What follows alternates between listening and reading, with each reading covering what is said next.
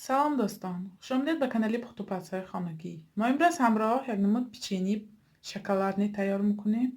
محصولات لازمه برای خمیرش 300 گرم آرد، 150 گرم مساله یا که مارگارین، یک دانه تخم و نیم قاشقچه رزرخلیتی لازم است. این محصولات برای تیار کردن خمیرش لازم است. ما در اول مساله میگیریم. بسم الله الرحمن الرحیم. خداوند کاری ما به فیض و برکت و عبرتیت.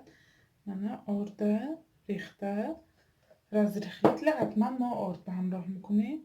خوش را ریزانک میکنیم. بسم الله الرحمن الرحیم. خمیرما باید اینطور ریزانکی زب زرد بیاد. روغنین.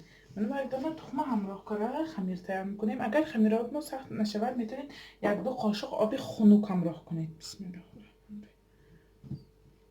خودش خمیرامو سخت میشه در سبب خمیرامو روغنی منه. نگاه کنید یکم قطعی آبم لازم نیمونه. خودش سخت شد.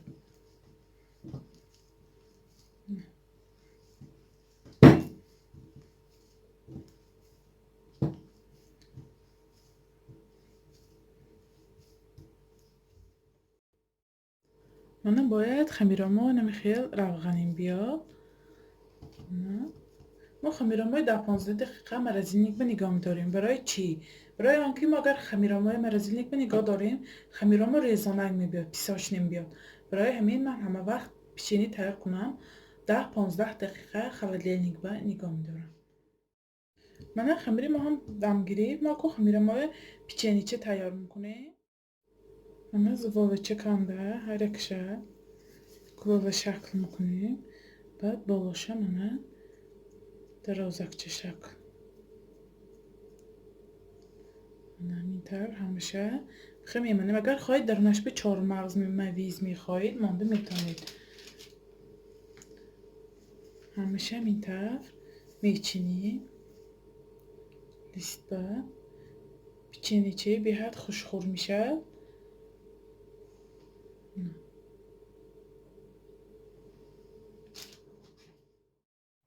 من پیچنی لیسپه گرفتم. با مدتی 10-15 دقیقه 200 درجه تفتانند و پخته میگیریم.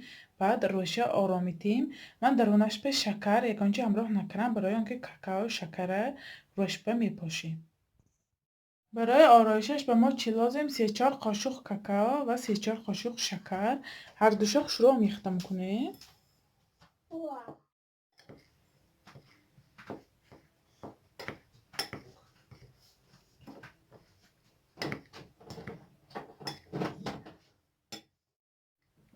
منه گرما گرم کاکائو شکر میپاشیم. به حد شروع میقپد.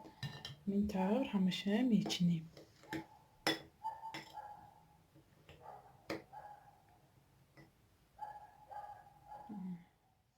این پیچنی ما هم تیار شد. نگاه کنید چقدر نمودش بزیب آمد.